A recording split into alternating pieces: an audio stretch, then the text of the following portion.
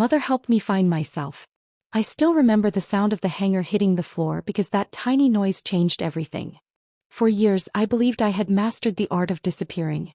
I knew exactly how to wait until the house was empty, exactly which floorboards creaked, and exactly how long I had before anyone returned home. My heartbeat became my clock. The old oak wardrobe in my mother's room had always fascinated me. Not because of what it held but because of what it represented. It was a place filled with colors I had convinced myself I was never supposed to touch. One rainy afternoon, when silence wrapped itself around the house, I opened that wardrobe with trembling hands. There was a simple sky blue cardigan. Nothing extravagant. Nothing magical. Yet the moment I brushed my fingertips across its sleeve, something inside me stirred. A feeling I had spent years locking away behind careful smiles and rehearsed conversations. I slipped it on. The fabric rested lightly against my shoulders, and instead of feeling like I was pretending to be someone else, I felt strangely quieter inside. For the first time in years, my reflection wasn't arguing with me. The mirror didn't transform me. It introduced me. That mirror would become a silent companion through every chapter of my life. I stood there staring, wondering whether the person looking back had always been waiting behind my fear. Then the bedroom door creaked open. My entire world stopped. Mom stood there. Her grocery bags slipped from her hands one by one until they rested on the floor. Neither of us spoke. I rushed to pull the cardigan off, apologizing before she had even said a word. "I'm sorry. I wasn't trying to disrespect your things. My voice disappeared. She looked at me, then at the mirror. Then back at me again. I expected shouting. I expected disappointment. Instead, she quietly picked the cardigan up from the floor where I had dropped it. She folded the sleeve carefully. "You know," she said softly, "I wondered how long it would take before you finally stopped hiding." I couldn't breathe. "What do you mean?" He smiled, not with surprise but with recognition. "When you were little," she said, "you always smiled brightest when you helped me organize clothes. You never looked at them the way other children did. You looked at colors, textures, stories." I stared at her. All those years I thought I had hidden everything. Maybe I had only hidden it from myself. Tears blurred the mirror. "I was afraid," I whispered. "I know. I thought you'd be ashamed." She gently shook her head. "I was only worried you'd spend your whole life believing you had to become someone smaller just to make everyone else comfortable."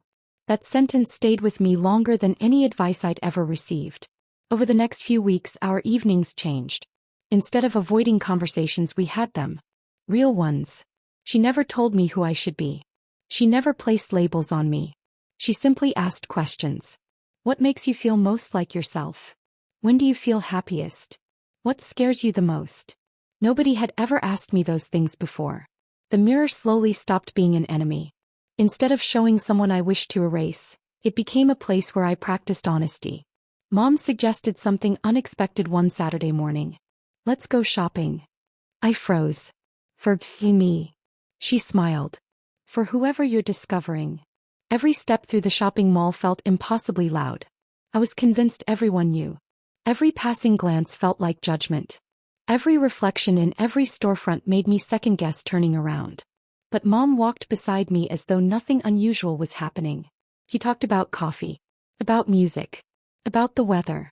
She normalized what fear had tried to make impossible. Inside a small boutique, she handed me a soft pastel sweater. "No pressure," she said. "Just try it." My hands trembled as I entered the fitting room. The mirror waited. Always the mirror. Only this time I wasn't hiding from it. When I stepped outside, my mother's eyes filled with tears.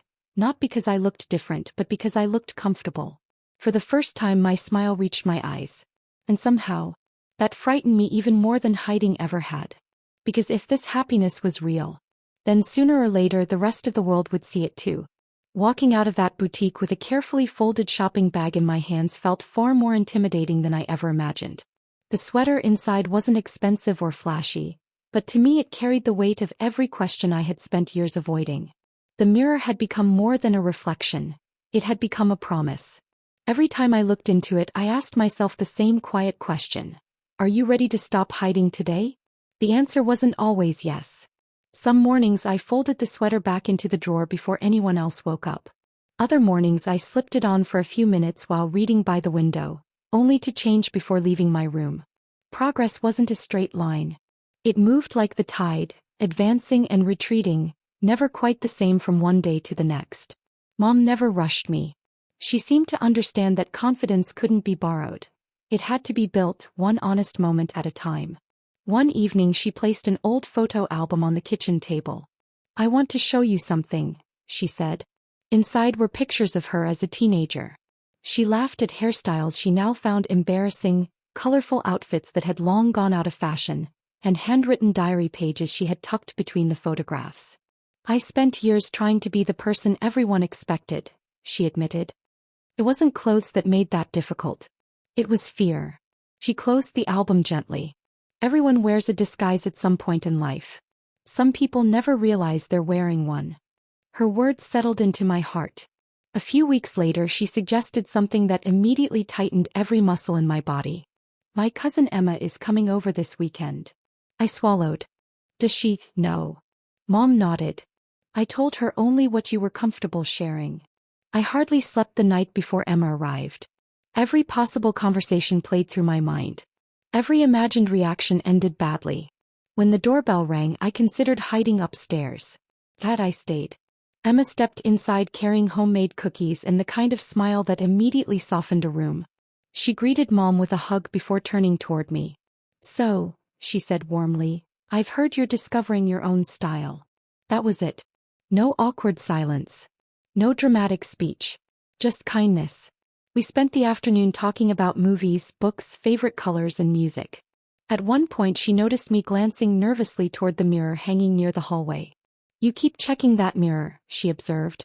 "I guess I'm making sure I still look normal." She smiled thoughtfully. "I think mirrors are funny." "Why?" "They only show what's outside. The harder reflection is the one inside your head." That sentence stayed with me long after she left. Slowly my world became a little bigger. I began wearing softer colors at home without feeling the need to explain myself. I experimented with different hairstyles that framed my face in ways I had never considered before. Mom even taught me how to coordinate outfits. Not to change who I was, but to express what I had always struggled to put into words. Every small step felt enormous. Then came the invitation that tested everything. A neighborhood charity fair. Mom planned to volunteer there every year. This time she looked at me across the breakfast table and asked gently, "Would you like to come with me?" Fear answered before I could. "No." She simply nodded. "We don't have to decide today." The invitation lingered in my thoughts for days. Part of me wanted to stay invisible forever. Another part remembered the mirror, the boutique, the conversations, and the feeling of finally breathing without pretending. The night before the event, I stood in front of the mirror again. For a long time neither of us moved. Then I smiled. Just a little. The reflection smiled back. The next morning, I walked downstairs carrying the pastel sweater Mom had first encouraged me to try on. She looked up from pouring coffee and paused. "You've made your decision." I nodded, my voice barely above a whisper. "I'm terrified." She walked over, squeezed my shoulder and smiled. "Courage isn't walking without fear. It's walking while fear comes with you." I took one deep breath, picked up the house keys and reached for the front door. For the first time in my life, I wasn't stepping outside to become someone else. I was stepping outside to see whether the world could meet the person I had finally allowed myself to become. The morning air felt different the moment I stepped outside. Maybe it wasn't the weather at all. Maybe it was simply the feeling of carrying less weight than I had the day before. Even so, every step toward the neighborhood charity fair seemed louder than the last. I kept wondering if everyone could somehow hear my thoughts. Mom walked beside me at an easy pace, never rushing ahead, never slowing me down. She had always known that some journeys couldn't be measured in miles. As we approached the entrance, laughter drifted through the park. Children ran between colorful booths, volunteers arranged handmade crafts, and musicians played familiar songs beneath strings of paper lanterns. Life continued exactly as it always had. The world hadn't stopped because I was afraid. That realization surprised me. For the first few minutes I stayed close to Mom, speaking only when someone greeted us. Every smile from a stranger felt like a puzzle I didn't know how to solve. Were they simply being polite? Did they notice how nervous I was? Eventually, an elderly woman stopped at the booth where we were organizing donated books. "You have a wonderful smile," she told me as she handed over a stack of novels. The compliment caught me completely off guard. "Thank you," I replied quietly. She continued walking without another thought. It was such a small moment. Yet I stood there replaying it in my head. She hadn't questioned me. She hadn't judged me. She had simply been kind.